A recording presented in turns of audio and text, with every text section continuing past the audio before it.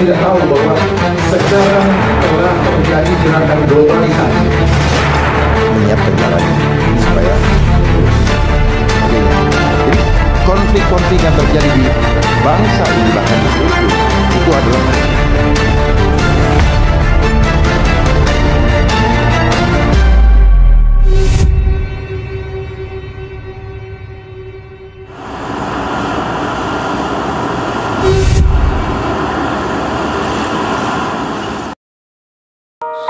Komjen Pol Dharma Pongrekun, pria kelahiran Palu, Sulawesi Tengah, 12 Januari 1966, dari Bapak Marten Pongrekun dan Ibu Damita. Komjen Pol Dharma Pongrekun tamat SD tahun 1977, tamat SMP Brudaran Purwokerto tahun 1981, tamat SMA N34 Jakarta tahun 1984, lulus S2 Magister Manajemen Universitas Bhayangkara Jakarta Raya tahun 2002, lulus S2 Ilmu Hukum Universitas Gadjah Mada tahun 2006, dan memperoleh gelar Doktor Kehormatan Bidang Kemanusiaan dari MBC University Depok tahun 2023. Komjen Pol Dharma Pongrekun menempuh pendidikan Polri, lulusan Akabri A tahun 1988, PTIK tahun 1995, Sespim Polri tahun 2002, Sespim Tipolri tahun 2014. Komjen Pol Dharma Pongrekun menempuh pendidikan kejuruan PA Jurserse tahun 1988, Bahasa Inggris tahun 1990, Intel POA tahun 1992, FBI National Academy tahun 2005, Diklat Ahli Hukum Kontrak Konstruksi dan Non-Konstruksi tahun 2007. Riwayat kepangkatan Komjen Pol Dharma Pongrekun, Letnan 2 Polisi 26 Juli 1988, Letnan 1 Polisi 1 April 1991, Kapten Polisi 1 Oktober 1995, Mayor Polisi 1 Oktober 1999, Ajun Komisaris Besar Polisi 1 Juli 2003, Komisaris Besar Polisi 1 Juli 2011, Brigadir Jenderal Polisi 18 Februari 2016, Inspektur Jenderal Polisi 12 Juli 2018, Komisaris Jenderal Polisi 28 Agustus 2019. Riwayat jabatan Komjen Pol Dharma Pongrekun, 1 Januari 1988 Danton Gasus Poltabes Bandung, Polda Jawa Barat. 1 Januari 1989 Kasubnit Serse Polwil Tabes Bandung, Polda Jawa Barat. 1 Januari 1990 Pamapta Puskodal Ops Polwil Tabes Bandung, Polda Jawa Barat. 1 Januari 1991 Kanit Serse Polwil Tabes Bandung, Polda Jawa Barat. 1 Januari 1991 Kanit Patwa Lantas Polwil Tabes Bandung, Polda Jawa Barat. 1 Januari 1992 Kanit Intel Krim Polwil Tabes Bandung, Polda Jawa Barat. 1 Juli 2000 dan Unit 6 Pok Serse Reaksi Cepat Kor Serse Polri. 1 Desember 2001 penyidik Madya di Tipikor Korserse Polri. 4 Desember 2002 Kasat 2 Harda Bangtah di Treskrimum Polda Metro Jaya. 5 Februari 2003 Kasat 2 Vismondev di Treskrimsus Polda Metro Jaya. Pamen Polda Bengkulu. Kasat 2 Vismondev di Treskrimsus Polda Bengkulu. 3 Oktober 2008 Wadir Reskrimum Polda Metro Jaya. 4 Desember 2008 Kasub Baganev Opswil Baganev Robinops Sops Polri. 1 April 2011 Kabakirma Robinops Bareskrim Polri. 9 Juli 2011 Kasubdit Ditipid Deksus Bareskrim Polri. 3 November 2012, dosen utama STIK Lemdikpol. 6 Maret 2014, analis kebijakan media bidang STIK Lemdikpol. 5 Juni 2015, Wadir Tipidum Bareskrim Polri. 31 Desember 2015, Karo Korwas PPNS Bareskrim Polri. 27 Mei 2016, Dirtipid Narkoba Bareskrim Polri. 14 November 2016, Karo Renmin Bareskrim Polri. 8 Maret 2018, Perwira Tinggi Bareskrim Polri. Penugasan pada BSSN. 25 Mei 2018, Deputi Bidang Identifikasi dan Deteksi BSSN. 17 Juli 2019, Wakil Kepala Badan Cyber dan Sandi Negara. 31 Oktober 2021, Analis Kebijakan Utama Bidang Jianbang Lemdiklat Polri. 23 Januari 2024, Perwira Tinggi Lemdiklat Polri. 1 Februari 2024, Masa Purna Bakti, pensiun. Sejumlah penghargaan telah diterima oleh Komjen Pol Dharma Pongrekun.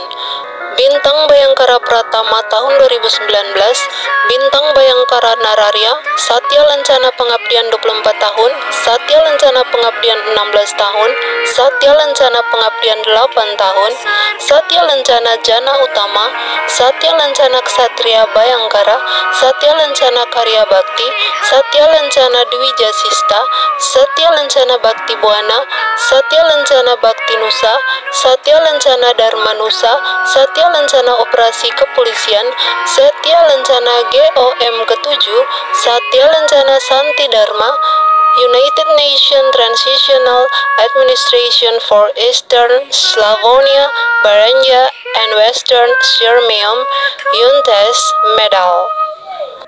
Di tahun 2018, Komjen Pol Dharma Pongrekun menulis sebuah buku yang berjudul Indonesia dalam Rekayasa Kehidupan, sebuah perenungan anak bangsa tentang globalisasi, dan buku ini diterbitkan pertama kali oleh penerbit PT Grasindo, anggota IKAPI Jakarta 2019.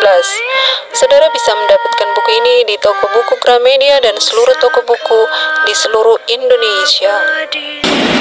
Jadi ujung-ujungnya adalah life engineering. Seperti apa life engineering? Semua kehidupan kita mau dikontrol. Perilaku kita berubah menjadi manusia yang tidak lagi menjadi manusia yang sejati atau makhluk luhur akhlaknya, tetapi kita akan dibuat seperti robot. Tidak punya cipta, tidak punya rasa, tidak punya. Kenapa? Kita akan di-lock dengan sistem. Semua pokoknya kalau nggak pakai sistem elektronik nggak bisa berdagang, dan itu akan terjadi. Dan suatu saat ini akan dipasang chipnya di badan kita. Itu pasti. Pasti. Kalau yang tidak pasti, kita dibohongi. Pasti. Ya, saya mengajak kita untuk melihat ke depan. Karena kalau kita melihat ke depan, kita tahu apa yang akan terjadi di sana. Kita bisa membuat langkah-langkah strategis untuk menghadapinya. Jadi programnya mereka, ya, strategi globalisasi. Terstruktur itu strateginya, terstruktur sistematis dan masif. Kemudian dia programnya adalah money, power, dan control population. Itu cara mereka. Ujung-ujungnya dari life engineering membuat kita mau dibawa ke konsep ateis, bahwa hidup manusia ketika kau di dunia, kau jangan mikirin kepada supranatural. Nggak bisa. Makanya akan bentur. Kita tidak punya kemampuan kalau tidak melibatkan Tuhan di dalam kehidupan kita. Ternyata semua disetting. Jadi di sini butuh pemimpin yang punya hati sungguh-sungguh bertanggung.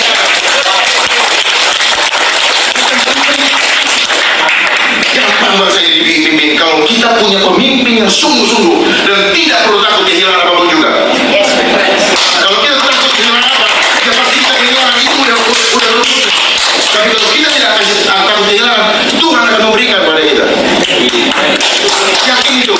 Jadi Pancasila jangan hanya wacana, jangan, tetapi mari kita implementasikan dalam kehidupan kita. Kita bernama Pancasila itu sudah desain atau given dari Allah.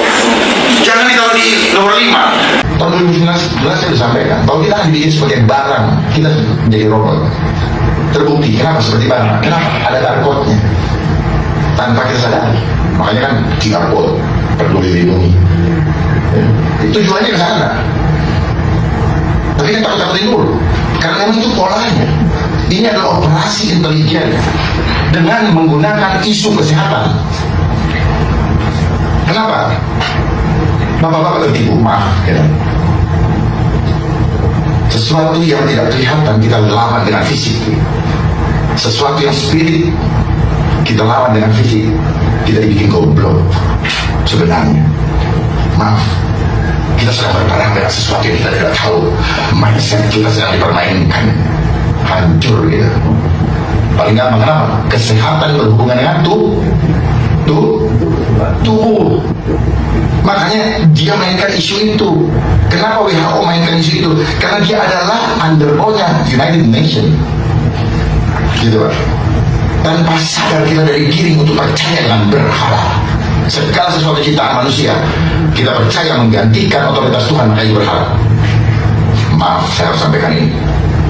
Saya tanggung jawab dengan apa yang saya sampaikan dan kita bisa diskusi. Dan di sana, di mana-mana semua negara sekarang sama. Pakai masker, lockdown, pakai masker, something wrong. Ini ada, there is an order, ada perintah berarti yang tersentralisasi, ada komando, ini garis komando. Masa kita yang katanya sudah sekolah, sudah punya pangkat tinggi, profesor segala macam, nggak bisa melihat udah di balik batunya. Mari kita diskusi. Selamatkan Mas Ferry. Diisukan akan maju pada Pilkada Jakarta 2024 sebagai calon gubernur. Kalau rakyat menginginkan, dan setelah saya sudah tidak berdinas kembali, saya ingin membaktikan segala kemampuan saya dan pengetahuan saya untuk menyelamatkan DKI Jakarta dari tsunami regulasi jahat yang sedang diproses, yang tentunya akan membuat banyak di antara kita rakyat DKI akan semakin tertekan hidupnya. Kira-kira itu cuman apa namanya, panggilan hati saja. Kalau memang diinginkan. Nah, kalau seandainya memang masyarakat menginginkan nih Pak ya, Bapak maju mencalonkan diri sebagai. Tapi kalau sudah pensiun ya, kalau sudah Januari saya selesai terakhir. Berarti sudah bisa mencalonkan diri ya Pak ya. Kalau diizinkan sama Tuhan. Oh ya, nah kalau seandainya Bapak maju Pak, kira-kira visi misi Bapak untuk Jakarta nanti ke depan apa Pak? Itu perlu kita pikirkan bagaimana membuat masyarakat aman, ya, dan mudah untuk menjalani kehidupannya ke depan tanpa termasuk ibadah, tanpa dibatasi oleh regulasi yang sebenarnya regulasi itu ada udang di balik batu, ya, untuk merontokkan iman itu sendiri. Jadi perlu dipahami bahwa antara kehidupan rohani kita itu tidak bisa terlepas daripada regulasi, dan regulasi yang ada ternyata bukanlah hasil dari pemikiran anak bangsa, tetapi itu adalah endorse dari global supaya untuk merubah karakter dan jati diri bangsa Indonesia sendiri. Terutama kita bicara terkhusus di Jakarta ini, punya hati untuk menyelamatkan jiwa-jiwa keluarga yang saat ini banyak yang makan aja sulit. Makan aja sulit. Apakah mereka makan sulit itu karena memang kondisinya yang sulit alami, atau ada proses sistematis yang membuat mereka menjadi sulit di dalam memenuhi kebutuhan hidupnya, gitu. Apalagi dengan munculnya revolusi industri 4.0, di mana tenaga manusia akan diganti dengan tenaga mesin, ya. Apalagi dengan sekarang diarahkan kepada digitalisasi. Ya, jadi kita harus paham agenda digitalisasi pun jangan dianggap sebagai suatu hal yang menguntungkan hanya dari sisi ekonomi, tapi menghancurkan dari sisi moralitas. Karena manusia akan digiring menjadi manusia-manusia yang materialistis, yang tidak lagi memikirkan Tuhannya, tetapi semua akan diukur dengan angka. Gitu. Jangan sampai kita hadir untuk memanfaatkan rakyat, tetapi kehadiran kita seorang pemimpin itu harus memberi manfaat buat rakyat. Seorang pemimpin itu harus dia yang pusing, bukan rakyatnya. Rakyat menjadi tuannya. Jadi rakyat cukup diam duduk manis, ya. Pemimpin yang pusing. Karena itulah yang seharusnya terjadi di bangsa ini. Jadi ketika ada kebijakan, rakyat berteriak, berarti ada yang nggak beres dari kebijakan itu. Betul. Nah, ini yang harus menjadi perhatian bagi siapa saja yang memimpin Indonesia nantinya, atau Jakarta nantinya.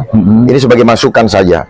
Jadi pemerintahan itu harus pusing, rakyat diam, duduk manis, dan kalau ada rakyat yang berteriak atau sampai menangis, berarti pemimpinnya yang salah. Jadi, saya tidak mau mendahului Tuhan, ya. Karena pada dasarnya jangan sampai visi misi ini rusak di tengah jalan, ya. Harapan rakyat rusak oleh keinginan sekelompok yang mempunyai modal, gitu. Jadi marilah bersama kita berjuang untuk menyelamatkan jiwa-jiwa keluarga kita, supaya keluarga, kekuatan keluarga ini kalau menyatu menjadi kekuatan yang luar biasa. Selama ini sistem sudah memecah keluarga itu, ya. Sehingga kekuatan suatu bangsa itu ada di keluarga. Nah, ego ini yang dimainkan oleh sistem ini untuk membuat orang hanya mementingkan dirinya sendiri dan kelompoknya. Itu ego. Ya, tapi Pak Komjen, kalau misalnya rakyat menghendaki dan ada partai yang akan mengusung, Pak Komjen siap? Saya belum bisa bicara siap hari ini, ya. Tetapi kita serahkan bagaimana rencana Tuhan ke depan. Karena jangan keinginan nafsu kita yang lebih mendahului keinginan Tuhan. Ikuti saja rencana Tuhan, maka semuanya akan kita hadapi dengan ikhlas. Berbagai kalangan yang informasi saya sampaikan kita, beliau punya potensi yang sangat bagus untuk memimpin Jakarta. Bukan begitu, Pak Komjen? Ya, terima kasih Pak Komjen ya. Terima kasih Pak. Sampai ketemu. Terima kasih semua. Assalamualaikum warahmatullahi wabarakatuh. Indonesia tanah air beta pusaka.